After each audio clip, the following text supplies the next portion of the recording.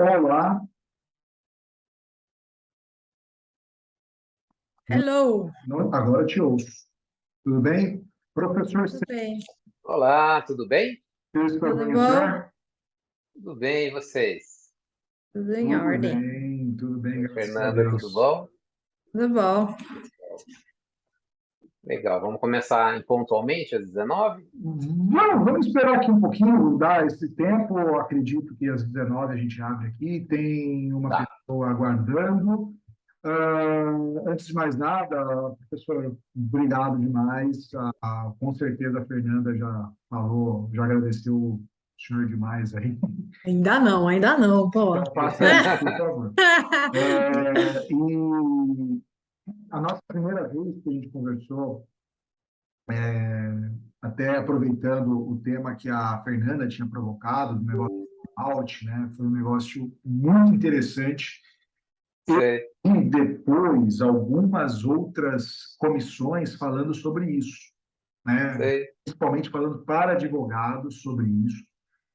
E durante a pandemia, a gente teve um esgotamento mental. Bom, o senhor sabe aí na sua clínica aí como que É, aconteceram.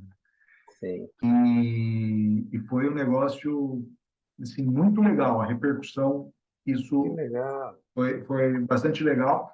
E aí, quando a Fernanda estava falando, não, eu quero falar sobre doença mental de novo, que não sei o quê, eu falei assim, bom, o evento é seu, fale o que você quiser, fique à vontade.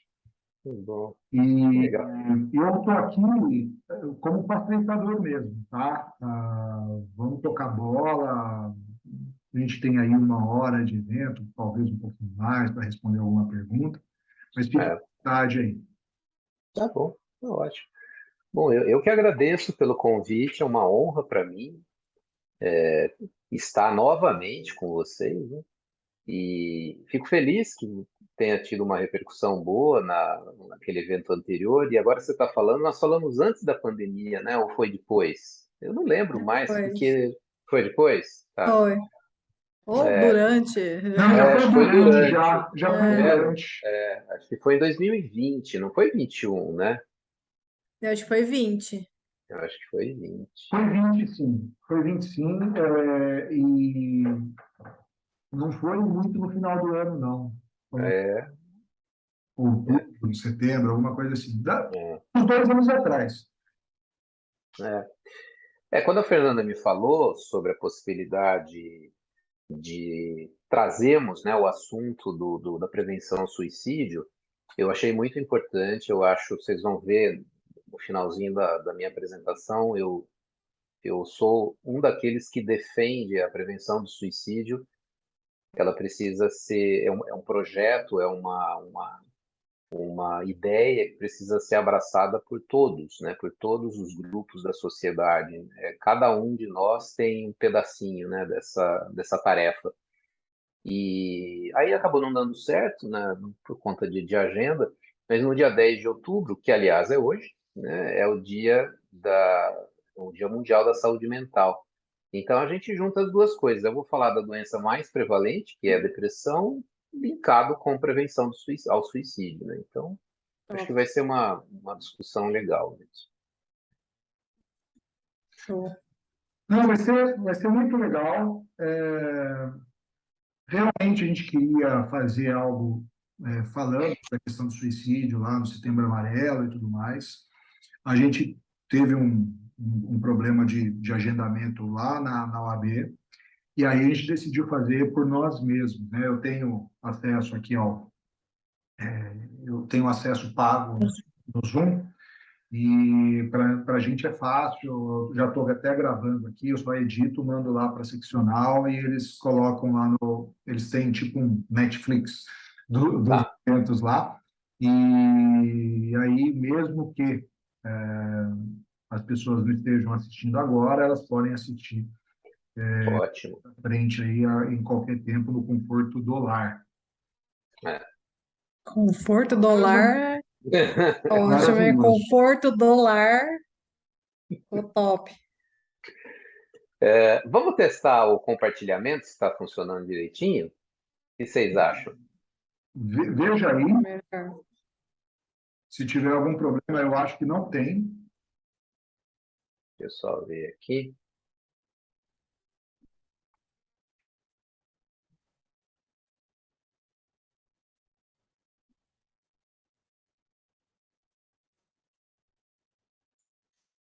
Aí, para mim, Deu? deu certo. Uhum. Então, funcionou. Maravilha. Chamar o pessoal aqui. Eu vou acender uma luz ali em cima. Espera só um minutinho. Fique à vontade.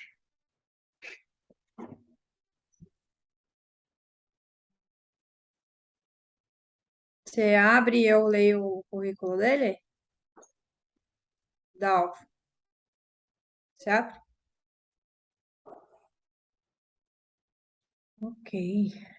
Eu vou aqui um minutinho.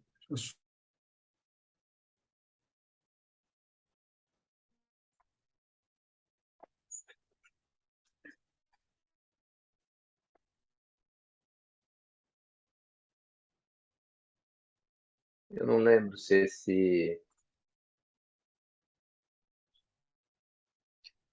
dá para mudar o fundo daqui. Tem como desfocar? Tem. Isso. Eu já ia te falar. Está facinho. Isso. Faz tempo que eu não uso o Zoom. A gente tem usado muito mais o Microsoft O Teams, Teams. né? E o Google Meet. O Zoom Mas faz eu tempo que eu acho, eu acho o Teams muito pesado. É, Ele é obviamente, eu acho que ele é uma plataforma muito melhor para dar aula, tá?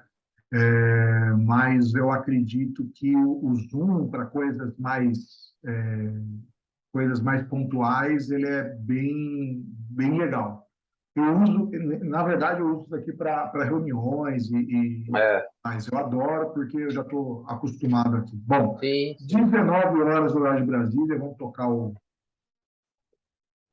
a voz do Brasil, né? Tan, tan, tan. Isso aqui. Olá, pessoal. Eu só vou pedir a todos para deixarem suas câmeras desligadas e os seus áudios desligados, apesar de eu conseguir aqui, eu acredito, fazer dar uma olhadinha nisso daqui. Bom, 19 horas, vamos começar aqui. Sejam todos muito bem-vindos. Essa aqui é uma reunião aberta da Comissão do Direito da Saúde da OAB Campinas, onde nós estudamos assuntos ligados à área de saúde, também sobre defesa profissional, também sobre bioética e uma infinidade de assuntos. E a gente tem, por costume, fazer uma reunião mensal para a gente discutir alguns assuntos importantes que estejam ou acontecendo, ou a gente tem aí algum interesse em falar, né, por conta da importância, e esse é um tema que a gente vai tratar hoje. Eu estou aqui com a doutora Fernanda Padilha, que é a vice-presidenta da nossa comissão, e o doutor Celso Garcia, que é o nosso palestrante de hoje. A doutora Fernanda daqui a pouco vai ler o currículo do nosso palestrante. E meu nome é Hidalgo Matos, eu sou presidente da comissão, estou presidente da comissão até daqui a um bom tempo ainda. Então, vou ficar aqui para vocês. Se tiverem alguma pergunta, se quiserem falar alguma coisa no final, as perguntas são bem-vindas, vocês podem mandar no chat, que eu vou anotar aqui. E eu já vou passar aqui a palavra para a doutora Fernanda para conduzir esse dia de hoje e apresentar o nosso palestrante. Então, boa noite a todos. Então, como o doutor Hidalgo já adiantou, meu nome é Fernanda Padilha, eu estou como vice-presidente aqui da Comissão de Direito da Saúde da OAB de Campinas, E em nome aí de toda a comissão, nós agradecemos pela disponibilidade do Dr. Celso, que mais uma vez veio nos prestigiar. Nós já havíamos feito um evento juntos sobre burnout, né, sobre esgotamento no ambiente de trabalho, e agora nós vamos falar de outro tema tão importante quanto, que é da saúde mental, e especialmente no dia de hoje, que é o Dia Mundial da Saúde Mental, dia 10 de outubro. Então, eu vou tomar a liberdade aqui para ler o currículo do Dr. Celso, que é bem extenso, então vou ler mesmo, porque não decorei, desculpe-me. Então, o Dr. Celso Garcia Júnior, ele concluiu a graduação em Medicina pela Unicamp, em 94, se especializou em Psiquiatria e concluiu o mestrado em 2005, doutorado em 2015 também na Unicamp. Obteve o título de especialista em psiquiatria pela Unicamp em 98 e pela Associação Brasileira de Psiquiatria em 2006, então são anos, né, doutor, de bagagem aí com psiquiatria. Ele é International Fellow da Associação Americana de Psiquiatria, da qual é membro desde 2013, e membro também da Academy for Eating Disorders, desde 2014.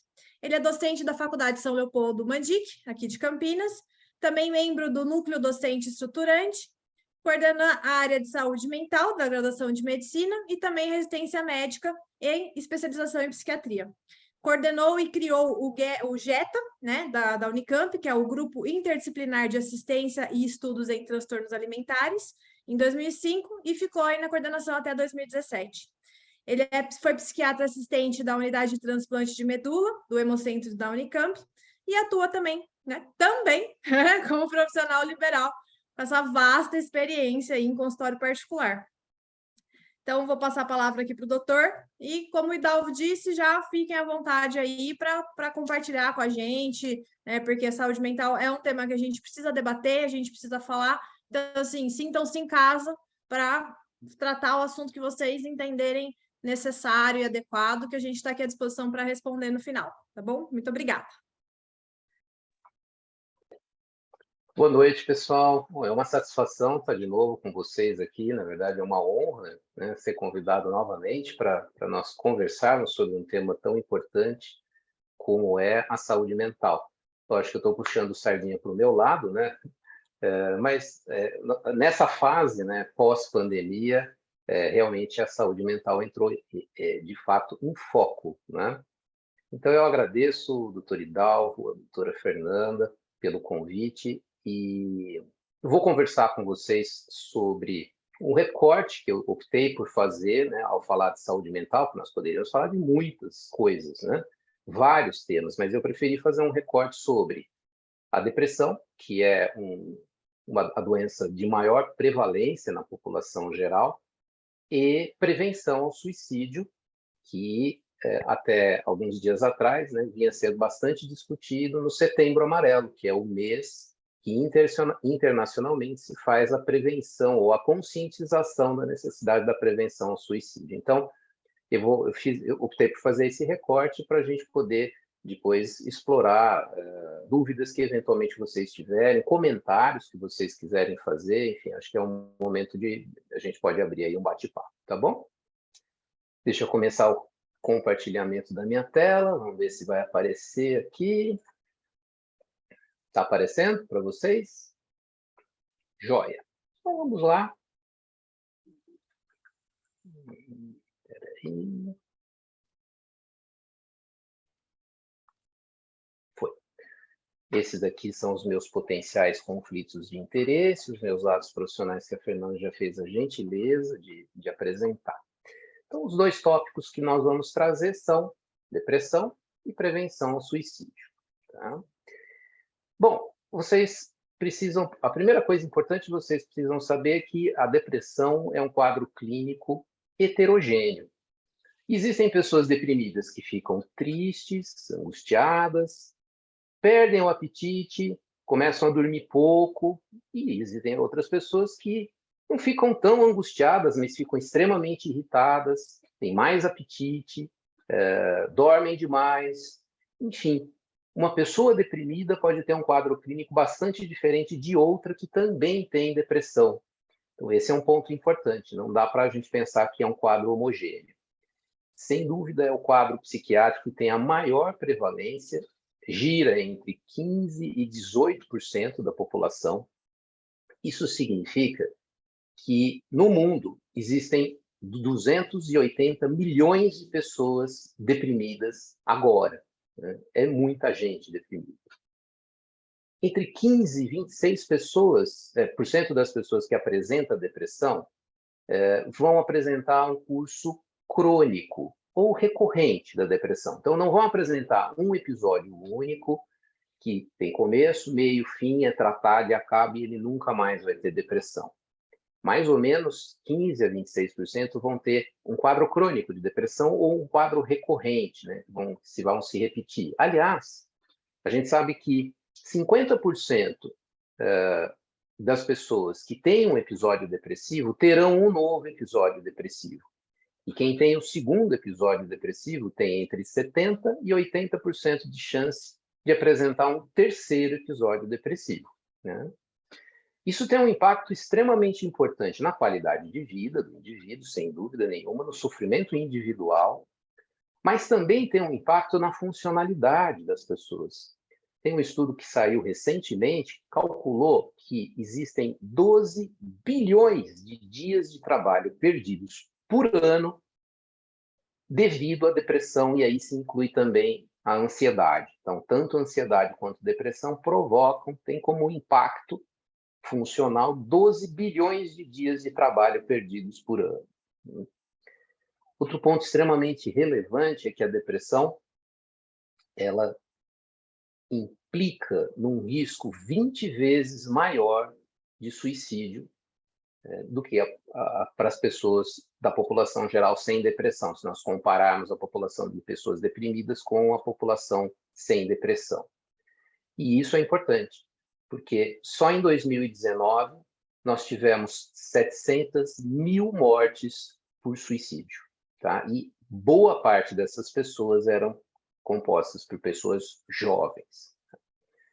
A OMS classificou a depressão como a doença que tem a terceira maior carga global de doença.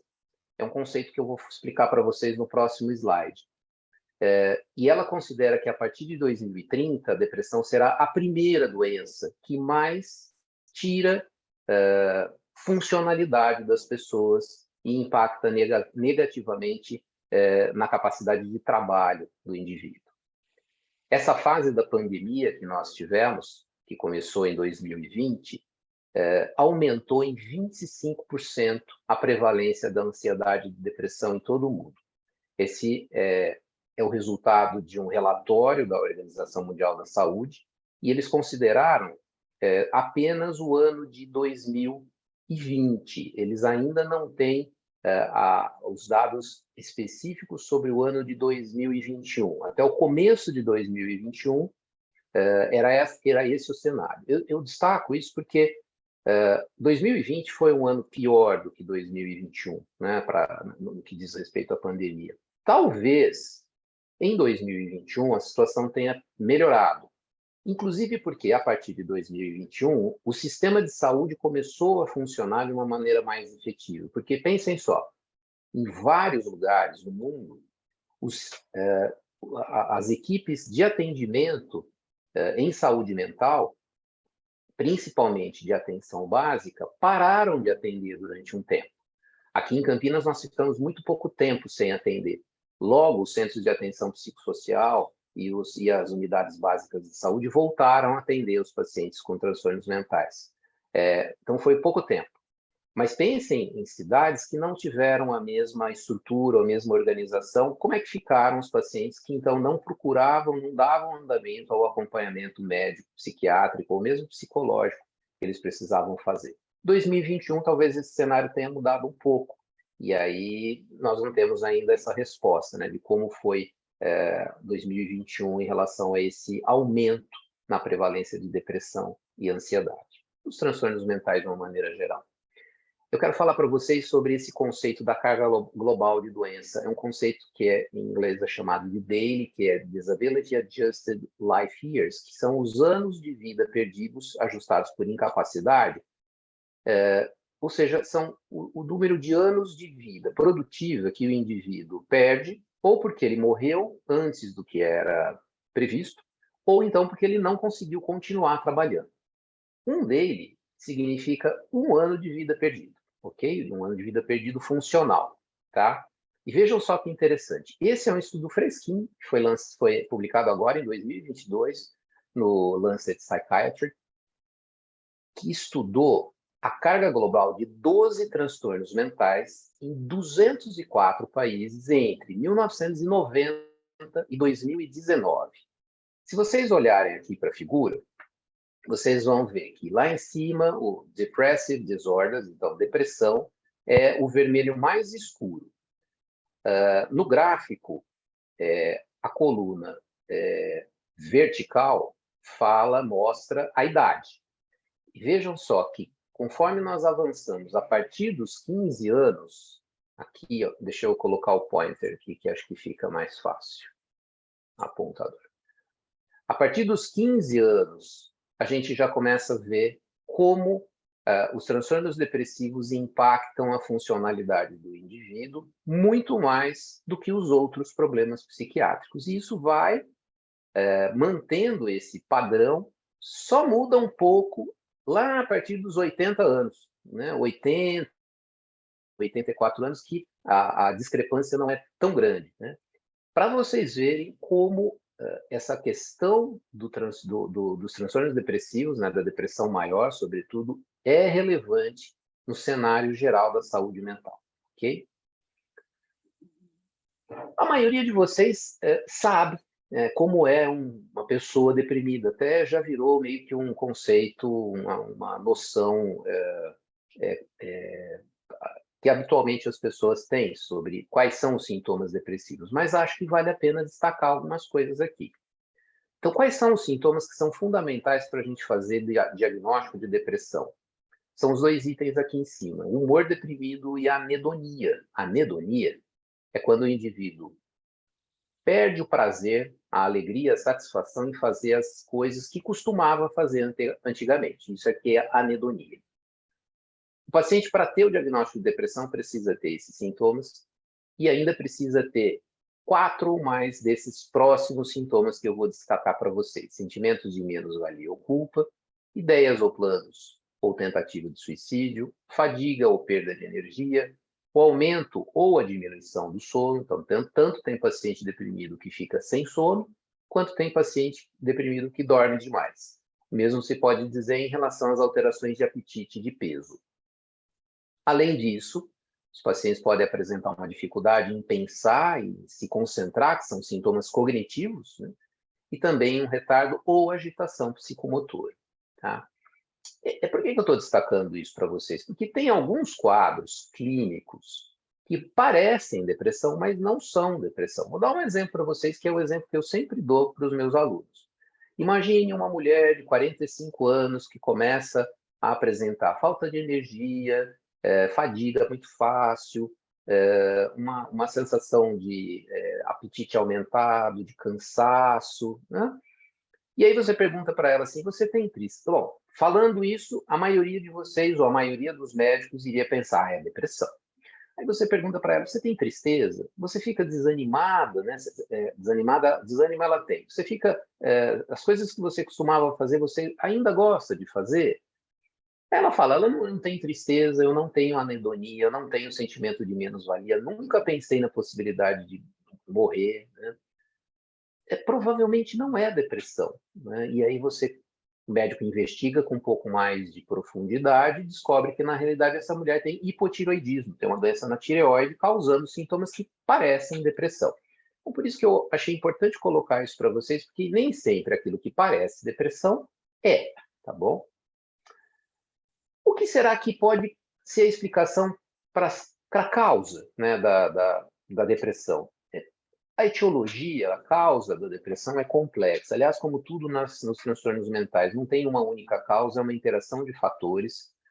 São fatores biológicos, que incluem aspectos genéticos, fatores inflamatórios, alterações dos neurotransmissores, né? Tudo isso a gente considera como fatores biológicos. Nenhuma teoria até agora conseguiu ser absolutamente suficiente para explicar a depressão.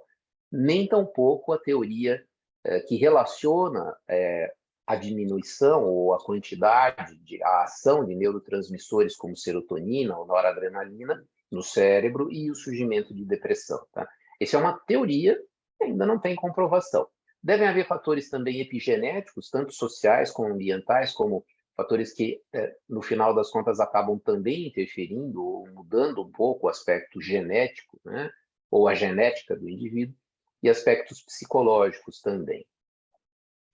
Quem será que tem mais risco de apresentar depressão?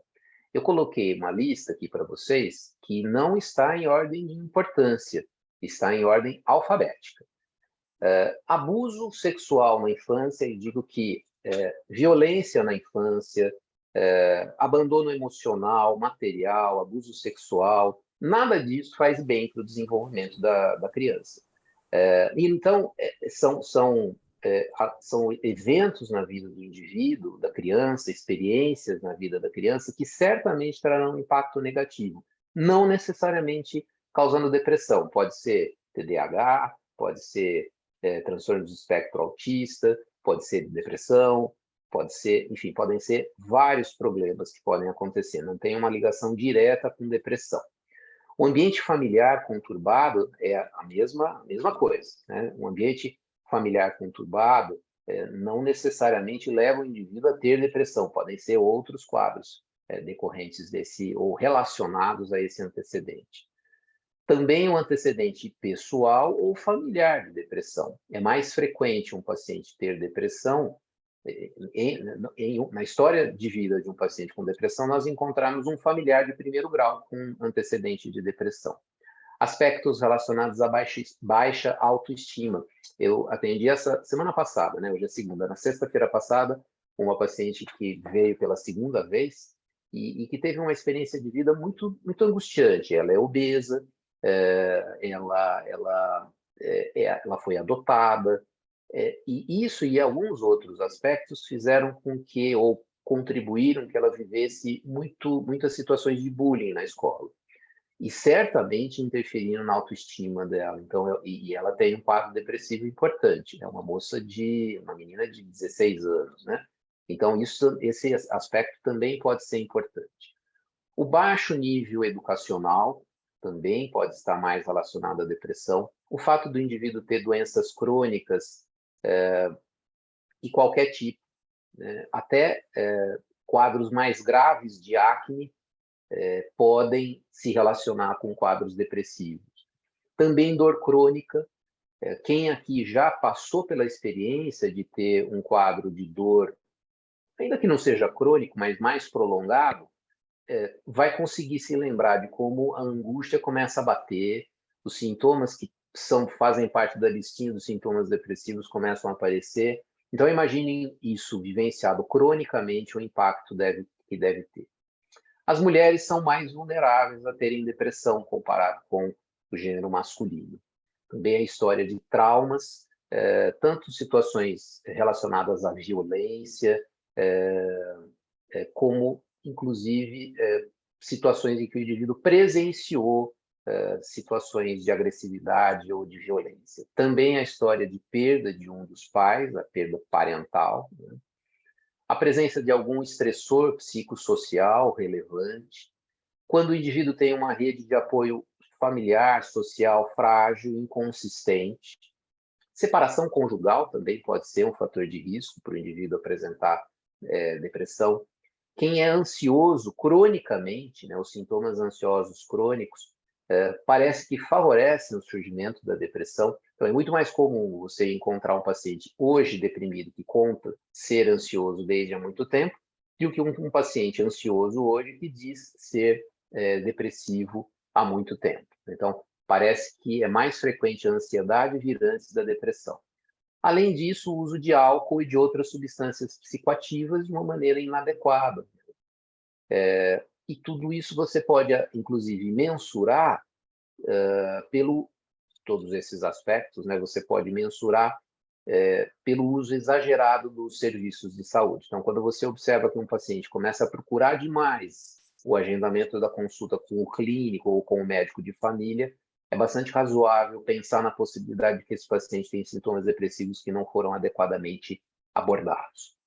Bom, e o que fazer, né, com um paciente que apresenta depressão?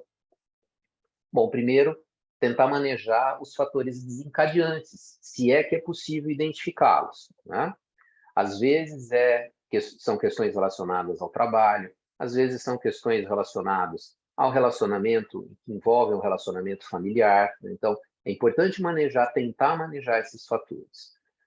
A psicoterapia é fundamental para a grande maioria dos casos. É lógico, você indicar psicoterapia para um paciente que está gravemente deprimido, que pouco consegue fazer, mal consegue levantar da cama, é um pouco mais difícil ele aderir a essa abordagem, né?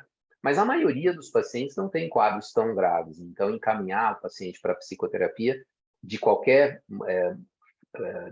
modalidade, né, é extremamente importante. Pode ser terapia cognitivo-comportamental, que é mais estudada na medicina, ou a psicanálise, ou as terapias semelhantes, ou que são voltadas ao insight, ou dependem do insight, como a psicanálise. Atividade física aeróbica regular é extremamente importante também.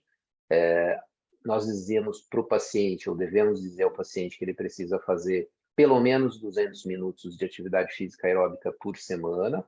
E quanto mais ele fizer de atividade física realmente que cansa, né, e transpira a camisa, vai ser melhor para ele, lógico, respeitando os limites e com orientação adequada. E o remédio é importante? Ele é importante, mas principalmente para os quadros moderados e para os quadros de depressão grave.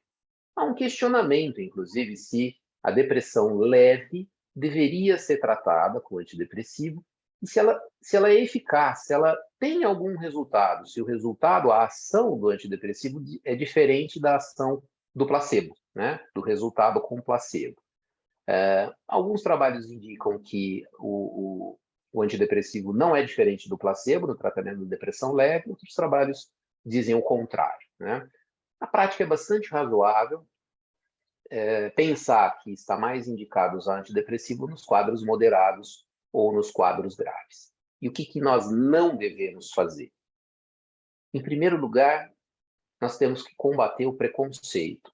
Por incrível que possa parecer, ainda tem muita gente que não busca o atendimento adequado, não busca um tratamento adequado para a depressão, que é uma doença tão prevalente, tão fácil, né, de diagnosticar, e não é difícil uma pessoa dizer que está sofrendo de depressão, mas ainda hoje tem muita gente que não procura o atendimento adequado em função do preconceito. Tenta menosprezar os sintomas ou dar explicações pouco consistentes para esses sintomas depressivos e acabam postergando o tratamento. Pior ainda são alguns pacientes que acabam fazendo uso de bebida alcoólica para tentar aliviar a tensão ou, eventualmente, até para conseguir dormir melhor. E outros tantos, com ou sem prescrição médica adequada, fazem uso de calmantes ou, como nós chamamos, os benzodiazepínicos ou as drogas hipnóticas, né? E isso geralmente só piora os quadros depressivos. É uma coisa impressionante a quantidade de pessoas que têm feito uso com ou sem prescrição médica de Zolpidem. O Zolpidem é uma droga hipnótica chamada de droga tipo Z, né? Começa com Z, de Zolpidem, né? E tem outras que começam com Z, por isso que são chamadas de droga Z. Tem muita gente usando o Zolpidem, inclusive com prescrição médica, para tratar da insônia, mas na realidade essa insônia é um sintoma da depressão. Então, na realidade, não está tratando nada, só está piorando as coisas, tá? Então, esse é um ponto importante, né? O que não fazer. E um elemento extremamente importante para destacar para vocês é a relação entre a depressão e o comportamento suicida.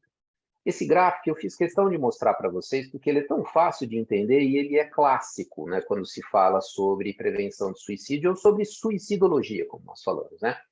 Ele mostra qual é a relação entre diagnóstico psiquiátrico e suicídio, né? E vejam só que nesse gráfico do Bertolotti, de 2002, que ainda hoje é considerado um gráfico importante, representativo, nós podemos observar que das pessoas que morrem por suicídio, 35,8% tinham diagnóstico de transtornos do humor, entre os transtornos, depressão, né? 22,4% tinham transtornos relacionados ao uso de substância, aproximadamente 10% esquizofrenia, transtornos de personalidade em torno de 11%. Eu não vou ficar falando de todos os diagnósticos, mas eu quero falar de um não diagnóstico, né? 3,2% apenas dos pacientes que morreram por suicídio não tinham diagnóstico psiquiátrico, não tinham um diagnóstico de um problema psiquiátrico. Então, vejam só como falar sobre prevenção do suicídio é falar sobre tratamento, é tratamento do transtorno mental, né? Então, vocês vão ver que ao longo dos meus próximos slides, diversos momentos eu vou destacar a importância, em relação à prevenção do suicídio, eu vou destacar a importância de fazer o tratamento, ou promover o tratamento adequado dos pacientes com transtornos mentais. Primeiro, eu quero sensibilizar vocês sobre o problema de saúde pública que nós temos, sobretudo no Brasil, em relação ao suicídio. São números realmente assustadores. São 16 milhões de pessoas que tentam suicídio todo ano. Eu vou repetir, 16 milhões de pessoas. No mundo, são 700 mil mortes por suicídio em 2019. 75% das mortes por suicídio acontecem em países de renda baixa ou de renda média, como é o Brasil. Então, agora colocando aqui do lado direito, né, falando do lado direito, no Brasil, entre 2010 e 2019, nós tivemos 112.230 mortes por suicídio. Só em 2019, foram 13.523 mortes por suicídio. Isso significa que, entre 2010, nós compararmos a epidemiologia de 2010 e de 2019, né, em relação ao suicídio, nós tivemos um aumento de 43% no suicídio. Quase 50% na taxa de suicídio. E sabe de quem? Principalmente das pessoas na faixa etária entre os 15 e os 29 anos. Grupo, inclusive, que o suicídio é a terceira principal causa de morte. Então vejam como a situação é bastante crítica. Esses números são dados da Organização Mundial de Saúde, e eu quero mostrar para vocês que, conforme a idade vai avançando, vejam só, que aqui é entre 10 e 14 anos, nós tivemos em ambos os sexos 10 mil mortes, um pouco mais de 10 mil mortes, né? Depois, entre os 15 e 19 anos, nós tivemos 35 mil mortes. Entre os 20 e 24 anos, 57 mil mortes. Entre 25 e 29, 64 mil mortes. E aí, quando soma tudo, entre os 10 e 29 anos, 167.893 mortes por suicídio em todo o mundo, tá? E eu estou falando em 2019, tá? Se nós analisarmos as 4 principais causas de morte nessa população entre 15 e 19 anos em 2019, o azul é em ambos os sexos. Vejam só que a primeira causa é acidente de trânsito, a segunda é tuberculose, a quarta é violência interpessoal, a terceira, né? Violência interpessoal, e a quarta é suicídio. E se a gente pensar só nos homens, se a gente pensar só nos homens, isso a violência interpessoal vai para a segunda causa, o suicídio continua aqui em quarto lugar. Então vejam a importância do suicídio nessas estatísticas em relação à morte. E vejam só outra coisa muito relevante, né? Aqui são as taxas de suicídio padronizadas por 100 mil habitantes ao longo do tempo, 2000 a 2019, por regiões da Organização Mundial de Saúde em ambos os sexos. Vejam que a maior parte dos países ou das regiões, né, tem apresentado um declínio. Vamos pegar, por exemplo, a Europa. É o verdinho aqui em cima. Ó. A Europa de 2000 para frente tem tido uma queda, né, nas taxas de suicídio ao longo dos anos, né? Vamos pegar os países do Mediterrâneo, alguma coisa mais ou menos semelhante, não tão impactante, mas semelhante, né? Quem é que está diferente nessa história? Adivinhem? As Américas, né? As Américas e o sudeste da África, mas principalmente as Américas. Vejam só que aqui vai havendo uma estabilidade a partir de 2000, um pouco antes de 2010, isso vai subindo, vai subindo, vai subindo e continua subindo, né? A mesma coisa ou algo parecido com o sudeste da África. E vejam só esses dados que agora são do Brasil, dados do Ministério da Saúde, a evolução da taxa de mortalidade por suicídio em ambos os sexos, 2010 e 2019. O laranjinha aqui é o masculino, que está em cima, né? E vejam só que a partir de 2010 a gente tem a curva ascendente, que continua aumentando. É mais importante do que no sexo feminino, mas no sexo feminino também nós temos um aumento ao longo dos anos. E olha o que é mais dramático ainda. Veja, entre a população, quem são aqueles, qual é a idade, a faixa etária que mais tem tido, sofreu esse aumento, né, na mortalidade por suicídio? A população entre 15 e 39 anos. Entre 15 e 19 anos é o laranjinha, vejam só aqui, ó, a inflexão para cima, e entre 20 e 39 anos, subindo também. A única população que parece ter um declínio ao longo do tempo foi a população de idosos, tá? Até a população entre 5 e 14 anos teve um discreto aumento ao longo dos anos, né? Em resumo, no Brasil, qual é a nossa realidade? O suicídio entre os homens é a terceira maior causa na população entre 15 e 29 anos. Vejam só, coisa dramática. Falando agora um pouco mais sobre, como que eu vou dizer para vocês, sobre como é que vai evoluindo, né, nas ideias, no pensamento e no comportamento de um indivíduo, as ideias de suicídio até um final dramático, como é o indivíduo colocar fim à própria vida. Inicia-se com ideias de morte. Ideias de morte não são necessariamente ideias de suicídio. O indivíduo pode dizer assim, seria melhor que eu não estivesse vivo, né? É diferente do indivíduo falar assim, eu penso em colocar fim à própria vida. Isso já é uma ideia de suicídio. Piora a situação quando o indivíduo fala sobre planos em como se matar. Pior ainda mais quando essa pessoa começou a pesquisar por métodos que eventualmente poderiam levá-lo à morte. E pior ainda é quando esse indivíduo começa a fazer tomar algum tipo de providência para, no caso, se ele morrer, né, numa tentativa de suicídio. Que tipo de providência? Escrever um testamento, fazer um testamento, escrever carta de despedida, resolver problemas financeiros, bancários, deixar senha de banco com o cônjuge, tentar resolver pendências que há muitos anos não estavam resolvidas, visitar parentes ou amigos que há muito tempo não eram visitados, né? Vejam, então, que conforme o cenário vai piorando, o indivíduo passa de simplesmente ideias de que a vida não vale a pena para providências na morte, providências para o caso do indivíduo morrer.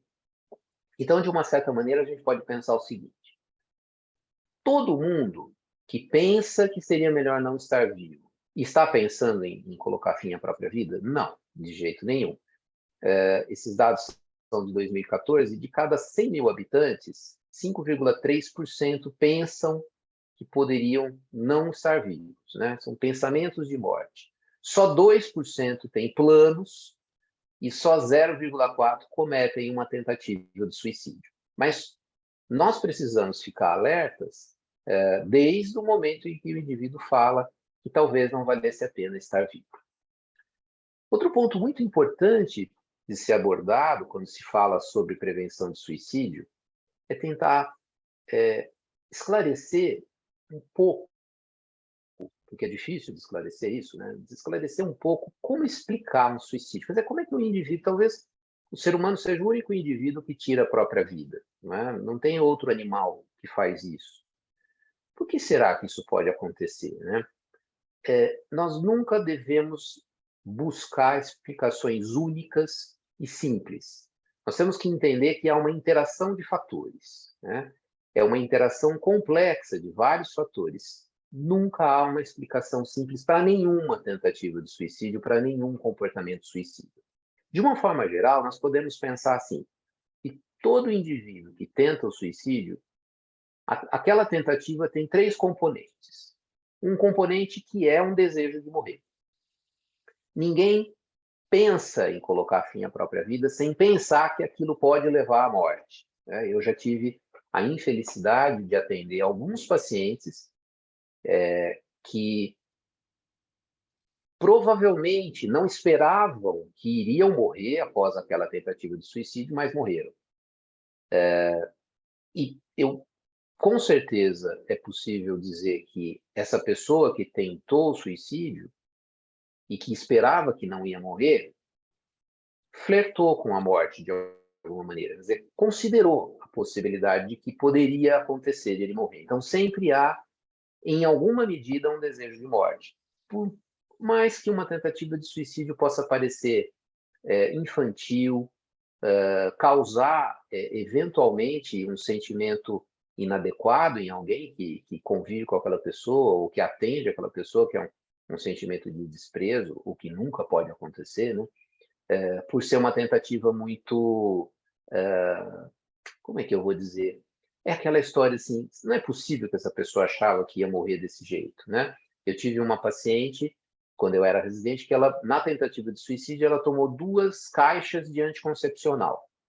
Ela achava que ela poderia morrer tomando 2 caixas de anticoncepcional. Se vocês pararem bem para pensar, para uma pessoa com pouco conhecimento, pode vir essa ideia, né, de que poderia morrer com 2 caixas de anticoncepcional. Um outro componente em toda tentativa de suicídio é um pedido de socorro, um pedido de ajuda. O duro é que essa é uma forma de pedir ajuda que geralmente não funciona muito bem para a maioria das pessoas, né? Porque as pessoas acabam se sentindo muito frequentemente, acabam se sentindo um pouco manipuladas, né, numa tentativa de suicídio. Mas a gente precisa tentar ultrapassar essa sensação desagradável inicial e entender aquela tentativa de suicídio como, de fato, um pedido de socorro e disponibilizar essa ajuda, esse socorro. Um terceiro componente é a tentativa de mudar o ambiente. Eu me lembro de uma paciente que eu tive alguns anos atrás, era uma senhora muito distinta e que, numa situação muito pesada da vida dela, tentou o suicídio. De alguma maneira, aquele evento foi muito impactante para ela, porque quando ela se viu dentro do hospital, sendo submetida ou tendo que ser submetida a uma cirurgia depois da tentativa de suicídio, saindo da cirurgia, sendo internada numa clínica psiquiátrica para tratar do quadro depressivo, isso produziu uma mudança, um impacto muito profundo na vida dela. E eu digo para vocês que ela renasceu. E ela dizia isso, né, que ela tinha nascido 2 vezes, né? Ela conseguiu mudar alguma coisa a partir daquele momento, né, da tentativa de suicídio. Às vezes, uma tentativa de suicídio pode parecer algo manipulador, né? E isso, mal entendido, pode trazer um impacto muito negativo, né, para aquela pessoa que está sofrendo. A gente tem que entender como essa pessoa está pedindo socorro para tentar mudar alguma coisa, né? E a gente precisa se dispor a ajudá-lo, ok? Bom, como que a gente pode identificar uma pessoa que tem um risco, né, um risco de suicídio? Bom, é claro, aqueles sinais principais da depressão são relevantes, né? Então, se o indivíduo se mostra triste, se ele se mostra mais retraído, né? Se ele se mostra com uma mudança no humor importante, ou mais irritado, pessimista, apático, né? Se ele teve uma mudança no padrão alimentar, está comendo menos, ou se ele está dormindo menos, né? Se ele descreve que ele está se sentindo triste, solitário, com desesperança, né? Se sentindo impotente diante dos problemas, né? Se essa pessoa ela diz para você, ela manifesta que ela se sente culpada por coisas, que ela sente uma autoestima muito baixa, ela se odeia, né? Ou então diz que não tem valor, se diz envergonhada ou se sente um peso para as pessoas, para a família, tudo isso podem ser sintomas importantes de depressão, né? Além disso, se essa pessoa ela se comunica pouco, se ela se expressa pouco, se ela fala pouco sobre os sentimentos, se ela tem uma certa dificuldade, um certo retraimento para conversar e expor, olha, eu estou sofrendo, né? Eu estou me sentindo mal, eu estou sofrendo, eu estou mal, né? Se essa pessoa tem essa dificuldade, é pior, né? Se ela tem quadro psiquiátrico, seja depressão, seja um quadro de ansiedade grave, transtorno de personalidade borderline ou outros transtornos de personalidade, se ela faz uso de substâncias psicoativas, inclusive álcool, todos esses fatores são fatores de risco para o indivíduo tentar suicídio, né? Outro aspecto importante é se na história desse indivíduo ele está vivendo uma perda muito importante, né? A morte de alguém, o divórcio, uma separação, ou então uma derrocada financeira. Eu me lembro de um paciente que eu atendi há alguns anos, eu realmente fui muito preocupado com o risco de suicídio, porque ele dizia, não tem mais sentido a minha vida. A minha vida acabou, ele dizia assim. E o que tinha acontecido é que depois de mais de 20 anos trabalhando, né, ele tinha uma empresa, ele pegou todo o dinheiro que ele tinha guardado e investiu na bolsa. E, num determinado momento, ele perdeu tudo, né? Eu não me lembro exatamente em qual dos cenários econômicos isso aconteceu, mas ele perdeu tudo, né? Então, além da derrocada financeira, da questão financeira, monetária mesmo, ele sentia vergonha pelo fato de ter perdido tudo, enfim, foi algo muito impactante para ele. Outra coisa importante que a gente deve considerar como um fator de risco é se o indivíduo, no passado, já teve uma tentativa de suicídio. E pior ainda, se ele tem um histórico familiar de algum familiar que tentou, que se suicidou, né? Se essa pessoa que merece a nossa atenção faz menção de forma repetida a respeito de morte ou de suicídio, também deve acender uma luz amarela para a gente, né? Quando o indivíduo começa a demonstrar um interesse súbito por fazer coisas, resolver pendências, fazer testamento, eu já tive um paciente que, num certo momento, resolveu, estava desesperado de fazer um testamento, e eu avisei a família que eu achava que isso poderia ser um sinal de que ele estava pensando em colocar fim à própria vida, né? Porque não fazia muito sentido naquele momento, naquela fase da vida, ele falar sobre isso, né? Fazer cartas de despedida, né? E uma outra coisa são quando esse indivíduo tem alguma doença física incapacitante, mas não necessariamente uma doença muito incapacitante. Vejam só que interessante, um paciente que eu atendi alguns anos atrás, eu estava na residência, faz muitos anos atrás. Ela tentou suicídio porque ela começou a usar insulina. Era uma mulher, uma senhora, diabética, ela tinha diabetes tipo 2, ela fazia uso de hipoglicemia antioral, mas em algum momento ao longo do tratamento ela precisou entrar com insulina. E para ela, usar insulina era o fim da vida. Essa era a ideia fantasiosa que ela tinha. E aí, ao prescrever a insulina, ela chegou em casa e fez uma tentativa de suicídio com remédio, né? E a família trouxe para o pronto-socorro, né?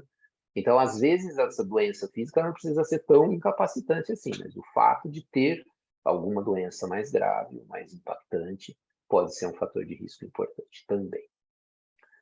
Muito se fala sobre mitos e verdades em relação ao comportamento suicida ou à suicidologia. Então, eu vou comentar com vocês alguns desses mitos, né? E desses fatos, né? Então, um mito frequente: pessoas que ficam ameaçando o suicídio não se matam. Isso é mito. O fato é que a maioria das pessoas que morrem por suicídio deram algum aviso antes sobre a sua intenção, ou seja, ouvir de alguém um aviso, um sinal de que poderá colocar fim à própria vida, deve ser tido não como uma ameaça vazia, mas de fato como algo sério a ser considerado. Um outro mito é: quem quer se mata mesmo. E o fato é que a maioria das pessoas que pensam em se matar tem sentimentos muito ambivalentes. Aliás, tem um trabalho muito bonito de um colega meu, na época que eu era residente, em que ele estudou pacientes que tentaram suicídio e que foram internados no Hospital Geral, na Unicamp. Isso significa que tiveram um quadro grave, né? Então, atropelamento, enfim, coisas graves. E a maioria dessas pessoas dizia que tinha se arrependido, né? Que, na verdade, davam graças a Deus que não tinham morrido. Outro mito é: suicídios ocorrem sem avisos. Como eu já disse, pessoas que morrem por suicídio frequentemente dão ampla indicação da sua intenção. Outro mito: melhora após a crise significa que o risco de suicídio acabou. Isso definitivamente não é verdade, muito pelo contrário. Às vezes a gente está tratando de um paciente deprimido, e é justamente quando ele começa a melhorar, e parece que ele tem um pouco mais de energia, um pouco mais de disposição, mas as ideias de morte continuam, e aí ele põe em prática, né, a ideia ou o plano suicida. Por isso que, quando nós analisamos um paciente deprimido com ideia de suicídio, o remédio talvez seja diferente, que é justamente para ele não ter muito... no início do tratamento, não ter muita energia, né? Não ter muita vontade, não melhorar muito a energia e a vontade, melhorar primeiro o humor, para depois a gente fazer ajustes e aí deixar o paciente melhorar do ponto de vista da energia, da vontade. Outro mito é que nem todos os suicídios podem ser prevenidos. É verdade, né? Alguns pacientes não têm o que a gente fazer, né? Infelizmente, ou por um quadro muito impulsivo, né, por um comportamento muito impulsivo, ou por uma total imprevisibilidade, ou porque o paciente não dá indícios, né, ou porque ele estava intoxicado por substância, ou porque ele estava num quadro orgânico, e aí ele tem um comportamento suicídio grave, e aí ele morre. Alguns a gente realmente não consegue prevenir, mas a maioria, sim, a gente consegue prevenir, tá? E um outro ponto, um outro mito é: uma vez suicida, sempre suicida. Vejam só, os pensamentos suicidas podem vir e voltar, mas geralmente eles não são permanentes. Em algumas pessoas eles podem nunca mais voltar. Essa história que eu contei para vocês dessa senhora, né, a história dela foi linda, né? E ela dizia isso: eu nasci 2 vezes, né? Eu acompanhei essa senhora durante uns 5 anos depois da tentativa de suicídio, pelo menos nesse período de 5 anos, ela nunca mais pensou em nada relacionado ao suicídio. Depois eu perdi o contato com ela, porque afinal de contas ela estava bem, não adiantava nada. Aliás, as últimas vezes ela nem vinha para se tratar, ela vinha para me ver uma vez por ano e trazer uma lembrancinha para mim. Era uma coisa muito singela, mas era de uma importância afetiva muito grande para mim, né? E como que nós vamos ajudar uma pessoa que está ali, né, por perto, né, sob o risco de suicídio? Bom, primeira coisa, todos nós podemos ajudar? Provavelmente a maioria de nós, sim. Algumas pessoas talvez não, né? Talvez algumas pessoas não tenham condição emocional, não tenham traquejo, não tenham disponibilidade. Enfim, nós não podemos achar que todo mundo vai ser capaz de ajudar. Mas a maioria de nós, sim. Porque, às vezes, só conversar já ajuda muito. Só ouvir, né? Ouvir de forma efetiva, ou como a gente chama, a escuta ativa, só isso já pode ajudar muito. Então, tentem encontrar um ambiente adequado, com tempo suficiente para conversar com essa pessoa que você acha que está precisando de ajuda, né? Mas, sem dúvida, vocês precisam, nós precisamos, mesmo nós, médicos, psiquiatras, os psicólogos, nós precisamos gerenciar os nossos sentimentos em relação àquela situação, né? Se nós não estivermos conseguindo lidar com os nossos sentimentos naquela situação, é melhor a gente não tentar ajudar, porque talvez façamos algo meio inadequado. Como que a gente pode se comunicar adequadamente? Ouvir atentamente e ficar calmo. Entender os sentimentos dessa pessoa, mostrar empatia, mostrar que você não é essa pessoa, mas você consegue entender o que ela está sentindo. Mostrar para ela, mesmo que seja com mensagens não verbais, que você está aceitando e respeitando. Às vezes é a forma como você olha, às vezes é um sorriso carinhoso que você pode dar, uma sensação que você passa de acolhimento, né? Você precisa expressar respeito pelas opiniões e pelos valores daquela pessoa. Você não deve criticar que ele está passando por uma determinada situação que pode ou não ser chamada de depressão naquele momento, e que isso se relaciona com a ideia de que não vale a pena mais estar vivo. A gente não deve fazer um julgamento. A coisa mais fácil que tem é a gente julgar. Tem um exercício legal que eu faço com os alunos, né, numa determinada matéria da faculdade. Eu peço para eles se dividirem em grupos. Um grupo e apresento o mesmo caso clínico para eles. E aí um grupo é obrigado a julgar. O outro grupo é obrigado a interpretar e o outro grupo tenta analisar. O grupo que é mais fácil, que acerta tudo, é o grupo que julga. É muito fácil julgar. Interpretar e analisar é muito mais difícil. Então, a gente precisa ter respeito com relação ao que aquele indivíduo está vivenciando e está comunicando. A gente deve falar de forma honesta com o paciente e mostrar sinceridade, autenticidade, né? Sobre a sua preocupação, sobre você saber ou não quais são as possibilidades de dar solução para o sofrimento que o indivíduo tem passado, né? Onde ele pode procurar ajuda, né? Com mais quem, né? E é importante focalizar não nos fatos que ele está vivenciando ou em decisões que ele precisa tomar, mas sim nos sentimentos que aquela pessoa está apresentando. É desespero, é desesperança, é tristeza, é frustração, é raiva, né? Então, é melhor a gente focar nisso do que em tentar resolver as pendências que aquele indivíduo está passando, vivenciando e tendo que resolver, né? O que a gente não deve fazer nesse momento na comunicação? Deixa o indivíduo falar, deixa essa pessoa falar livremente, né? Deixa ela se expressar, não interrompa com muita frequência. Tente não demonstrar que você ficou emocionado ou chocado com aquela situação que está sendo descrita, e nem se mostre ocupado, indisponível, porque se você se mostrar indisponível, era melhor nem ter começado, né? Não coloque aquela pessoa numa posição de inferioridade, como se você tivesse uma solução e você não sofresse, não tivesse nenhum problema, e aquele indivíduo, coitadinho, sofre demais e é incapaz de resolver os problemas dele, né? Ou se ele estivesse sofrendo de uma doença e com aquela doença, então, ele não é capaz de resolver nada, ou então, pior, né? Criticá-lo pela ideia de morte que ele vem apresentando, e essa crítica ter essa conotação, né, de que ele faz com que ele se sinta inferiorizado, né?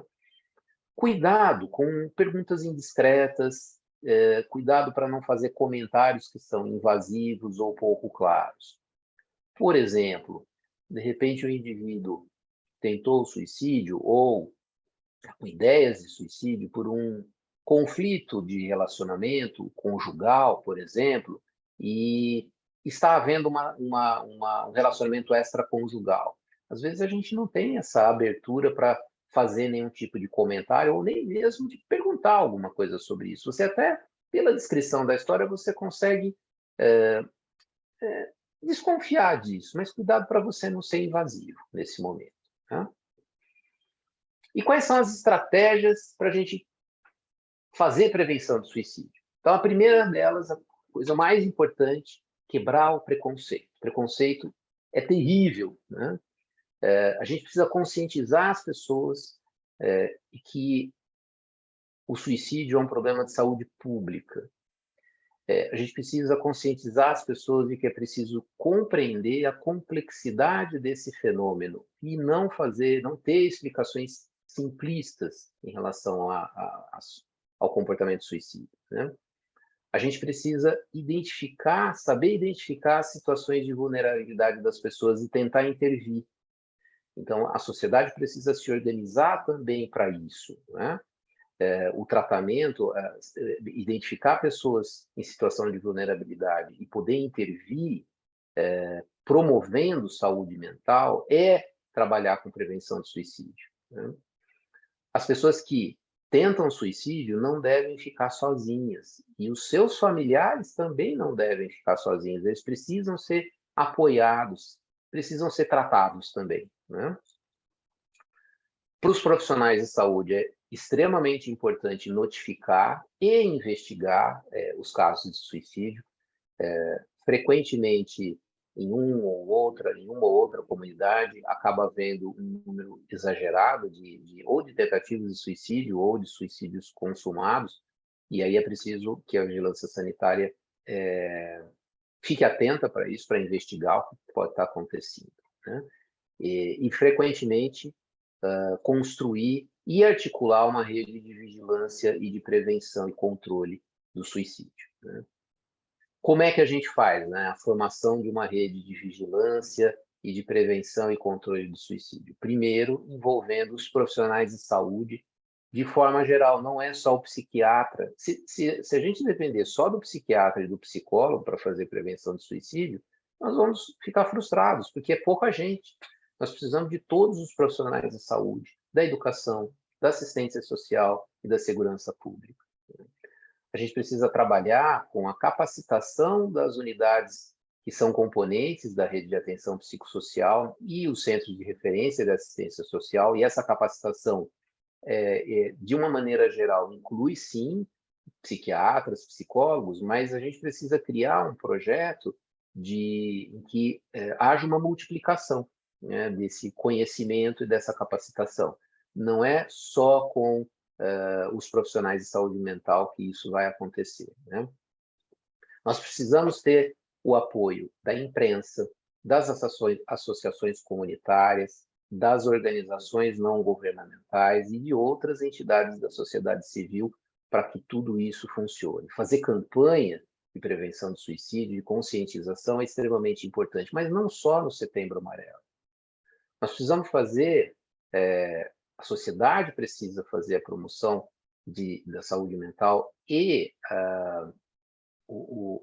desenvolver estratégias para promover o tratamento dos transtornos mentais o ano todo.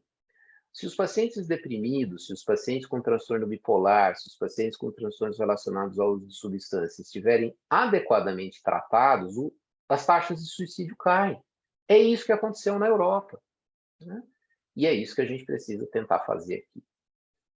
E em todas as oportunidades que forem possíveis, nós devemos divulgar quais são os canais de comunicação de acesso das unidades de atendimento em saúde mental, então as UBSs, que fazem atendimento de saúde mental, os centros de atenção psicossocial, as unidades de pronto atendimento, que fazem atendimento de emergência, e os pronto-socorros também, e o CVV, né, o Centro de Valorização da Vida, que é um parceiro extremamente importante, que existe há diversos anos e que só agora, mais recentemente, passou a ter um número único, né, de contato, que é o 188.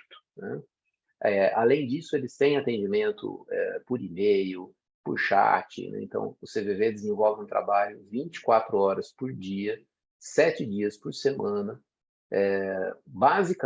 funcionando basicamente por meio do trabalho de voluntários, né?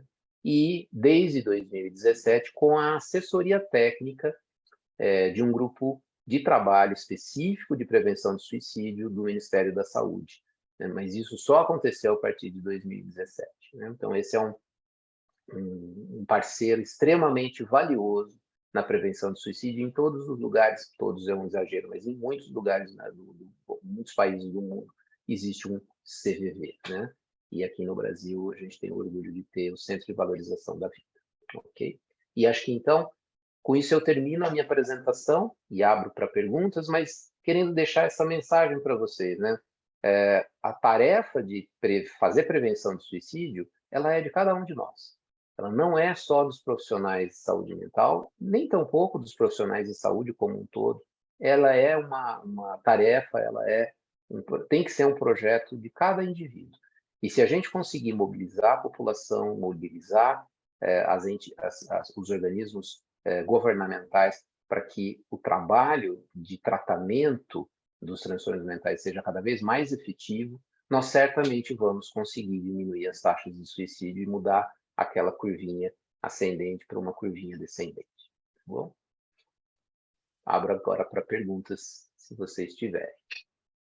Eu vou começar aqui. Primeiro, nós estamos tendo aqui uma boa audiência, né, para o nosso evento aqui. E eu queria perguntar se sempre, não sei se a palavra é sempre, mas vamos tentar falar mais tranquilo aqui. Essa questão do suicídio, ela é levada por uma questão irracional ou patológica, ou ela, em algum momento, ela é uma decisão racional da pessoa? Essa é uma pergunta muito interessante, Dalvo. Existe o que nós chamamos de suicídio assistido, né? Em alguns países da Europa, existe o suicídio assistido, que é quando o indivíduo decide que ele não quer mais viver, e aí ele consegue a autorização judicial, né, para fazer isso, porque ele tem que fazer essa solicitação. Essa solicitação é analisada por 2 médicos independentes, que obviamente vão analisar se ele não tem depressão, se ele não tem esquizofrenia, se ele não tem alguma doença mental que diminui a capacidade de discernimento dele de tomar essa decisão, né? E sim, algumas vezes o suicídio assistido ele é autorizado. E seria, vamos dizer assim, uma maneira racional, né, de escolher pelo fim da própria vida. É verdade, mas lembra que eu falei para você? A maioria das pessoas que tentam tirar a própria vida e que cometem o suicídio tem diagnóstico de transtorno mental. Então, nós estamos falando da exceção, essa que é racional, que é estudada, que é analisada e que não é motivada por sentimentos patológicos, vamos dizer assim. Tá certo. Nós temos aqui 2 perguntas aqui, e vou fazer a primeira da doutora Vivian. Professor Celso, boa noite. Sentimentos de impotência em determinadas situações podem causar depressão, como, por exemplo, situações de polarização e intolerância política? Acho que é uma pergunta bastante atual, né? É interessante essa pergunta num momento em que as pessoas se frustram, se decepcionam, né, se entram em conflito, né, e mesmo se sentem não representadas de alguma maneira, né, seja lá de que polos venha a se dizer, venha a se falar. Veja só, nenhum sentimento de impotência, sentimento de tristeza, sentimento de qualquer coisa, sozinho não é causa de tentativa de suicídio ou de suicídio. Nós não podemos simplificar a explicação, né, de um comportamento suicida. É multifatorial, é a interação de vários fatores, né? Para o indivíduo que se sente frustrado, né, com esse sentimento de impotência, e que, além disso, tem vários outros fatores que confluem para uma ideia de que estar vivo não vale mais a pena, aí você está falando de uma relação do sentimento de impotência com o comportamento suicida, né? Mas isoladamente, não. Isoladamente não dá para a gente falar nisso, não. Como não dá para falar que tristeza isoladamente levaria ao suicídio, né? Porque senão, pensem só, lá no começo da aula eu falei, são 20% da população mundial com diagnóstico de depressão. Nós não temos que todos os pacientes deprimidos tentam suicídio, não é isso. Então, sentimento de tristeza não é, isoladamente, não causa depressão. A causalidade sentimento de tristeza isoladamente não causa um suicídio. A causa do suicídio nunca é unifatorial, não é um único fator, é uma interação complexa, tá? Doutor, o senhor está me escutando? Eu estou, Bárbara. Ah, tá. Eu gostei muito da sua palestra, fiz questão de anotar todos os dados, achei muito importante. Muito obrigada. E eu queria perguntar como você vê o papel, o fator religião na temática do suicídio, porque eu tenho assim conhecimentos por exemplo, de duas religiões, da religião espírita. Eles preconizam que quando uma pessoa que Deus nunca daria mais do que uma pessoa pode suportar. Então, portanto, o suicídio não seria correto aos olhos de Deus, e que quando uma pessoa se mata, ela vai para um plano, um ambiente onde ela sofreria 75 vezes mais a dor que ela estaria sofrendo em vida. Então, valeria a pena continuar vivendo. Na perspectiva cristã católica, né, muito se diz que quem comete suicídio vai para o inferno, né? Que tem uma outra perspectiva religiosa. Então, na sua opinião, a religião ajuda ou piora a situação? Tá. Bom, eu vou falar para você, né, fazendo um recorte, né, dessa análise. Depende, né? Parece que, de fato, as religiões que acreditam em reencarnação, como é o kardecismo, elas são um fator de proteção contra o suicídio.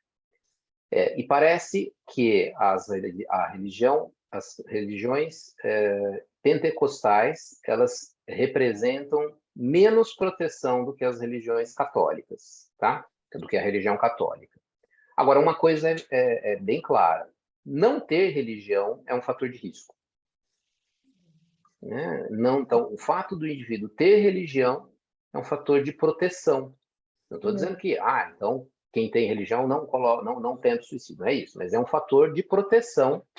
Ter religião é um fator de proteção para o risco de suicídio.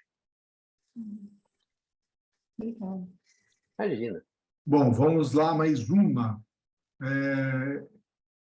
Tem uma aqui que é minha esposa que fez, então eu tenho pessoal, vou deixar para a doutora Fernanda fazer depois.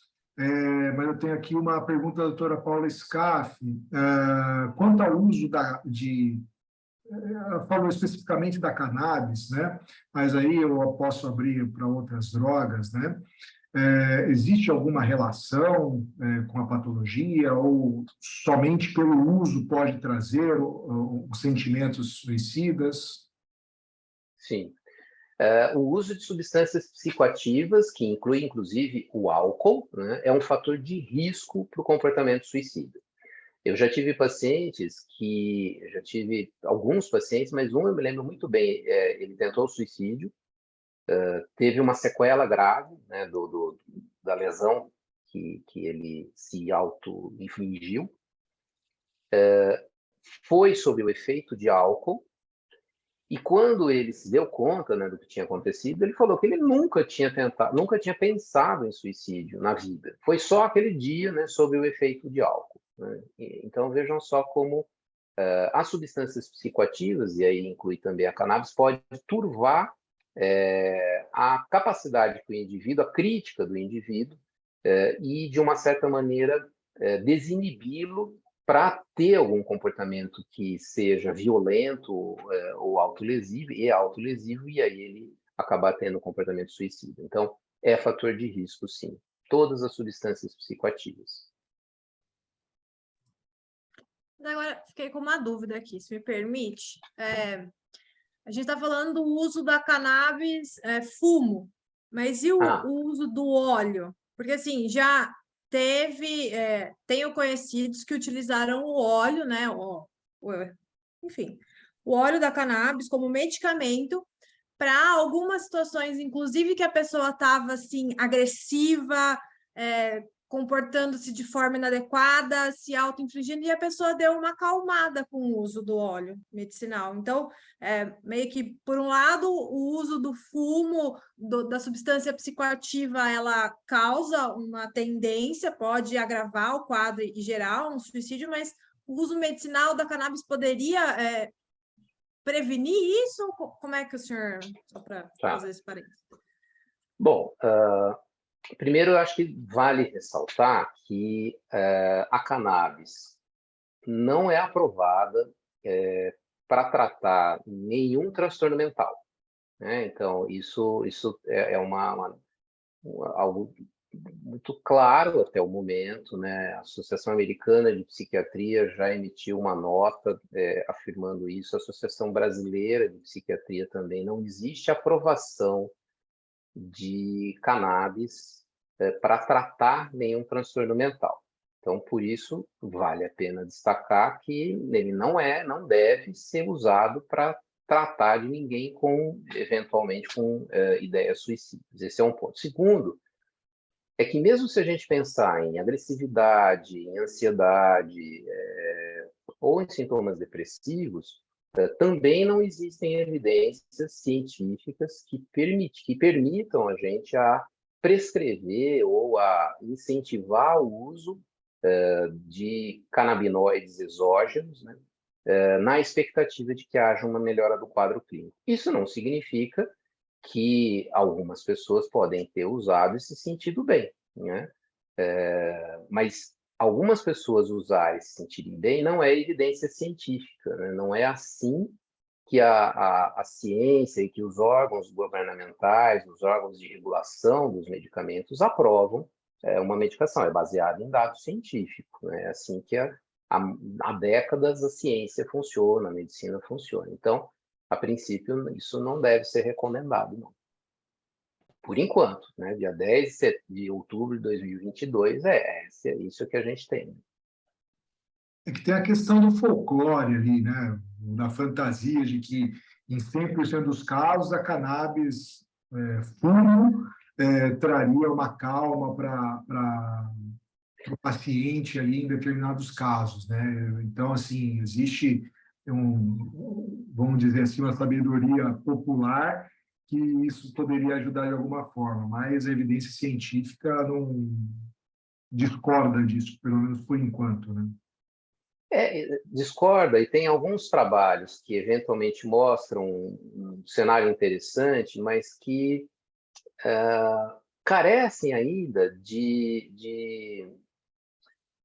carecem de uma contraprova, vamos dizer assim, né? Então, eu vou dar um exemplo para vocês. Tem um trabalho interessante que mostrou que pessoas estressadas depois de um plantão na época da Covid ficavam menos estressadas depois de usarem canabinoides exógenos, e que eu nem me lembro no trabalho qual era a proporção de THC e de CBD.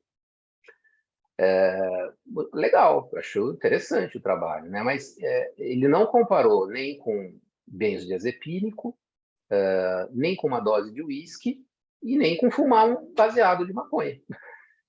Então, qual é a eficácia realmente de usar o canabinoide exógeno se você não comparou com nada, né? Então, sem esse tipo de evidência, nós não vamos conseguir chegar a lugar nenhum e conseguir a comprovação. Diferente, por exemplo, do uso dos canabinoides exógenos para tratar a epilepsia de Lennox-Gastaut, que mostrou que as crianças convulsionam menos, né? E aí é comparado, né? Você usa as drogas que são aprovadas no tratamento, as crianças não respondem, aí você usa o CBD e ela responde, né? Aí tem uma comparação, né? Então, algumas doenças neurológicas, alguns quadros neurológicos estão caminhando nessa direção, mas demência, Parkinson, autismo, ansiedade, o que mais? Enfim, em diversos quadros, os estudos já foram feitos e não mostrou evidência científica. Então, esse é o nosso cenário hoje em dia. Eu espero realmente que, dentro de alguns anos, a gente tenha resultados melhores, né? A minha expectativa é essa. Mais uma pergunta aqui, eu acredito que seja a última. Se existe alguma relação entre o burnout e o suicídio, ou aí é por minha conta, o burnout e a própria depressão, né? Eu não sei se eu entendi muito bem a tua pergunta. Você pode repetir, Dalma, por favor? Tá. se existe uma relação de causa e efeito entre o burnout e o suicídio, ou o burnout e a depressão, né? Que, pelo que eu entendi Tá, aqui, é a porta de entrada de muita coisa ruim, né? tá. Eu acho que nós podemos considerar que o burnout, o síndrome de esgotamento, que é algo muito relacionado ao trabalho, né? E é um fator de risco, né? Então, um fator de risco para depressão, e aí, enfim, poderíamos pensar, sim, como um fator de risco para comportamento suicida. Eu desconheço, não estou dizendo que não exista, eu realmente desconheço trabalhos que tenham analisado, né, pacientes, pessoas que tenham passado por uma fase de burnout e que depois tiveram um comportamento suicida. Essa comparação com a população geral, eu desconheço. Talvez até tenha, eu é que desconheço. Mas, sem dúvida nenhuma, seria um fator de risco para um comportamento suicida. Para ter depressão, é claro que tem, né? Enfim, e eventualmente para um comportamento suicida. Bom, não tenho mais perguntas aqui. Enquanto estou falando aqui, se surgir, por favor, coloque aqui no chat. Vamos ver aqui. Chegou. E é grande, hein? Acho que bom, foi uma mensagem direta, então não vou abrir aqui. Bom, antes de mais nada, eu quero novamente agradecer o Dr. Celso, que pela segunda vez, atendeu aqui um convite nosso para estar falando sobre doença mental. A gente tem tanto problema que a gente acaba não conversando, né? Sobre isso, como sociedade, ainda mais nesse momento pós-pandemia, né, que ninguém estava bem, né? Posso falar aqui em casa, né? Eu fiquei bastante trancado aqui, porque todo mundo ficou trancado, né? E por quê? Porque a minha esposa é médica e ela precisava trabalhar. Então a gente precisava nos proteger aqui para que a gente pudesse liberar minha esposa para poder trabalhar com uma tranquilidade maior. Eu sei que, no caso da doutora Fernanda, a mesma coisa, o esposo dela é médico, e estava aqui, pelo menos por eu estava vendo aqui nos espectadores, ele estava aqui. E eu sei que muita gente ficou bastante debilitada mentalmente ali, e a gente precisa tratar mais desse assunto, e eu queria, mais uma vez, agradecer aqui ao colega. Eu pergunto, assim, se algum advogado tiver aí na audiência, entre em contato com a gente, se quiser fazer parte da nossa comissão. Nós conversamos normalmente uma vez por mês sobre questões ligadas ao direito de saúde. Hoje é um assunto muito tratado e que tem vários vieses aí, dentro da bioética, dentro da defesa da saúde pública, também sobre questões ligadas ao direito do paciente. É bastante importante a gente começar a discutir isso para disseminar mesmo essas ideias. E quando a gente discute bastante, a gente tem conhecimento, a gente consegue tomar conta melhor da nossa vida, né? Hoje, por exemplo, então, aqui numa plateia eminentemente de advogados, tem um médico aqui palestrando que, com certeza, é um assunto super relevante para a gente. Então, doutor Celso, da minha parte, eu te agradeço muito. Vou passar a palavra para a doutora Fernanda. Com isso, eu já me despeço aqui de todo mundo. Muito obrigado por todos que estão aqui conosco. E uma boa noite a todos. Doutora Fernanda, fique à vontade aí para nos despedir. Obrigada. Bom, também gostaria de agradecer ao Dr. Celso, principalmente por expor de uma maneira tão simples, né, para quem não está no meio entender. Porque não adianta nada a gente querer falar de saúde mental e ficar usando termo técnico e ninguém entende nada e vai continuar sem entender nada, né? Eu acho que o ponto fundamental é a gente saber ouvir o outro e não ter preconceito, porque é muito fácil a gente julgar, como o doutor falou, é muito fácil a gente falar, frescura, ou então, para com isso, bola para frente, a vida tá aí, né? Isso aí é besteira da sua parte, imagina, vai se matar? E aí, segundos depois, a pessoa pulou do balcão do prédio, porque você simplesmente falou, para com essa frescura, né? Como já soube de casos que aconteceram, que minha mãe já tinha presenciado situações como essa, né? Que o menino simplesmente, vou me matar. Para com isso, vai nada. 5 minutos depois estava morto, estatelado no chão. Então, assim, essa questão é muito delicada e precisa ser falada, né? Precisamos de políticas públicas para colocar essa questão em foco até mesmo nas escolas, né? Por que não ter profissionais de educação treinados para estarem ali de escuta nas crianças? Pô, acho que identifiquei uma situação de risco naquela família. Por que não chamar a família para conversar? Né? Por que não chamar aquela criança para conversar? Por que só no sistema de saúde? E quem não tem acesso ao sistema de saúde, quem não consegue chegar lá para falar, me ajuda, né? Então, assim, extremamente importante. Muito obrigada, doutor Celso, o senhor sempre aí nosso parceiro. Agradeço e acho que a gente tem que aí focar nesses assuntos mais vezes e não só, como o senhor falou, no Setembro Amarelo. Afinal, né, não é só em um mês que a gente começa o suicídio, a gente começa o suicídio o ano inteiro e a gente precisa falar disso o ano inteiro, né? Obrigada.